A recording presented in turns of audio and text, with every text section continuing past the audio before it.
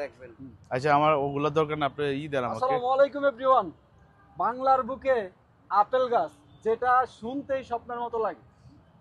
এক সময় আমরা ভাবতাম যে শুধু আপেল মানে হচ্ছে কাশ্মীর, আপেল মানে হচ্ছে অস্ট্রেলিয়া, আপেল মানে আমেরিকা। কি কাকা? জিও।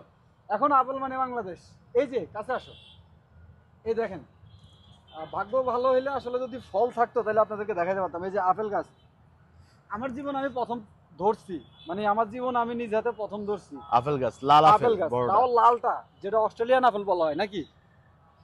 এটা কোন দেশি, কোন জাত? এটা নাইজেরিয়ান। নাইজেরিয়ান, হ্যাঁ নাইজেরিয়ান আপেল। এটা ধরবে তো? সুমিষ্টি। সুমিষ্টি ধরবে তো? মিষ্টি, যেটা লম্বা বড় খান আপনারা। হ্যাঁ হ্যাঁ, যেটা একটু বালু বালু লাগে, খুব মিষ্টি। বললে বললে, হ্যাঁ হ্যাঁ, সেই অ্যাপল। আচ্ছা যাক, আলহামদুলিল্লাহ নিলাম তো আল্লাহর রাস্তা, আল্লাহ কি খুশি, আল্লাহকে হাজির কইরা।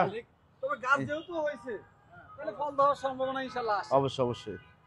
এই যে আপেল গাছ, এটা হলো এই যে কলব নাকি? কলপ করা, এই যেটা ফল হইছে ওই গাছ থেকে গ্রাফটিং করা।